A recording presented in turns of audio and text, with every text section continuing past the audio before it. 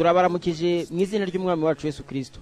Kubatizwa cyangwa kubyarwa ubwa kabiri ku bakristo usanga hari abantu bamwe batabisobanukiwe ndetse bamwe bakabifata nk'ibidafite agaciro kanini. Nyamara ku mukristo umubatizo ni ikimenyetso gikomeye cyo guhinduka umwana w'Imana. Kubyarwa ubwa kabiri bivuga kubyarwa n'amazi n'umwuka wera. Aha turi ni kuri Dove Hotel, hagiye kubatirizwa abizera bashya bakaba 40. Rero tutabatindiye, reka tubikurikirane. Nizere ko mugiye kwera imbuto zirenze izo mweraga kandi mugahinduka ibyaremwe bishya. Yesu abaho mu gishya. Ese hari undi waba afite ikimurega? Ni wowe ushaka kwihana? Egera Didasi agufashe undi cyangwa se hari igihe uyareba ukavuga amazi ngiye kujyamo kuko bagiye kankana.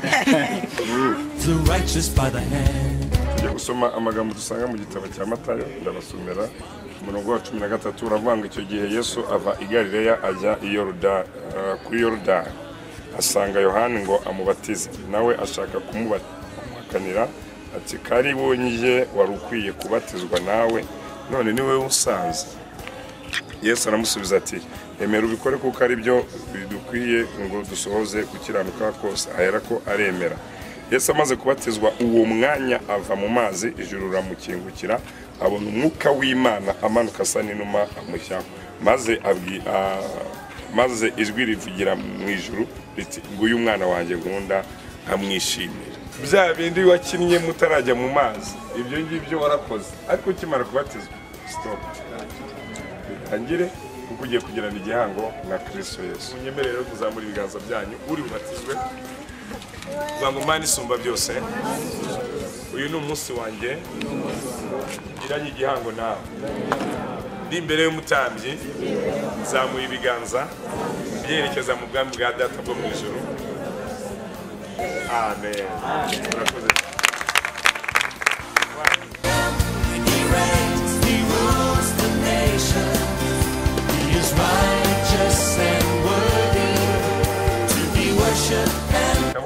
Ugeramo agirirwa umugisha nawe, abigire impinduka ku buzima bwe. Birashoboka ko yaba afite indwara y'uruhu cyangwa indi yose yagaragara ku buzima bwe, yakire gukira.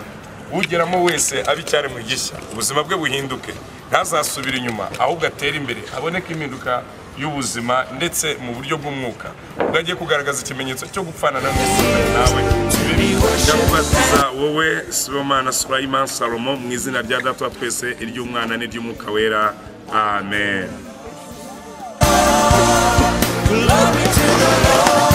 Nkuko ijambo ry'Imana ribisobanura neza muri Yohana ibice 3 umurongo wa mbere kugera kwa 6. Kuri uyu murongo tuhasanga inkuru z'umugabo witwaga Nikodemo. Akaba ari umunyedini ukomeye, akaba n'umwigisha w'Abayuda, ariko akaba atarazi yo kubyarwa ubwa kabiri ndetse no kuba umwana w'Imana.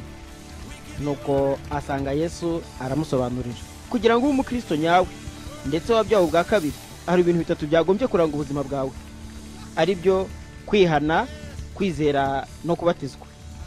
Reka turebere hamwe ibijyanye no kwihana. Kwihana ni uguhindura imitekerereze n'imikorere mibi maze ugakora ibyiza. Nta yindi nzira yo kwegera no gusabana n'Imana bitanyuze mu kwihana, nk'uko ijambo ry'Imana dusanga muri Matayo ibice 3 umurongo wa mbere kugera kwa 6, no mu byakozwe n'intumwa ibice 2 umurongo wa 38. Buri wese wageze muri Yorodani abicyari mu gishya, ibyari byaranze bikunde, ibitari biriho biremwe, kandi uwagezemo wese ntazahure na Satani ukura mu kwizera kwawe. Ngaho umugisha wawe ubane na buri wese wageze muri Yorodani, kandi dusabiye umugisha ba nyiri Dove bahabwa umugisha, ibyo bakoze byose bagira iterambere, ubwiza bwawe buganze muri twe mu izina rya Yesu. Amen. Gupfa no kuvugana na Kristo. Bibiliya ikavuga ko kubatizwa mu mazi menshi ari byo bikwiriye abakiranutsi nk'uko byanditswe muri Matayo ibice 3 umurongo wa 15.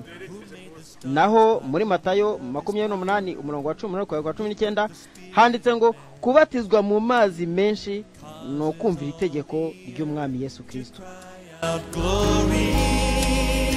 Mu birori byo gushima Imana kubw'imirimo itandukanye Imana yabakoreye mu muco mwiza wo gushimira, abakristo bashya barashimira itorero rya Patmos of Faith Imana yabakoresheje mu bikorwa byo kwabyaza ubutumwa bwiza. Abakristo bashya batanze impano zitandukanye ziganjemo ibikoresho byo gukora isuku. Tubibutse ko aba bakristo bashya ari umwe mu misaruro yabonetse mu giterane cy'amasengesho y'iminsi 77 yiswe Nsaba, nk'uko twabisangaga muri Matayo ibice 7 umurongo wa 7. Umuyobozi ushinzwe inyigisho z'umubatizo nawe yagaragaje ibyishimo bye abivuga muri aya magambo. Haleluya, Imana ishimwe. Ntabwo twatangiye turi uyu mubare, bari benshi cyane, ariko abangaba Imana yadushoboje kubigisha, irabarinda kugeza ubwo babatijwe. Imana yo mu ijuru ibaho umugisha kandi bakomeze, izabarinde gusubira inyuma mu izina rya Yesu. Tugera ku musozo, tubibutse ko uyu mubatizo wabanjirijwe n'undi w'abizera bashya batabarerwa kuri umugabane wa Afurika. Uyu mubatizo ukaba warabereye ku mugabane w'Uburayi. Baba Vianney, Patmos TV.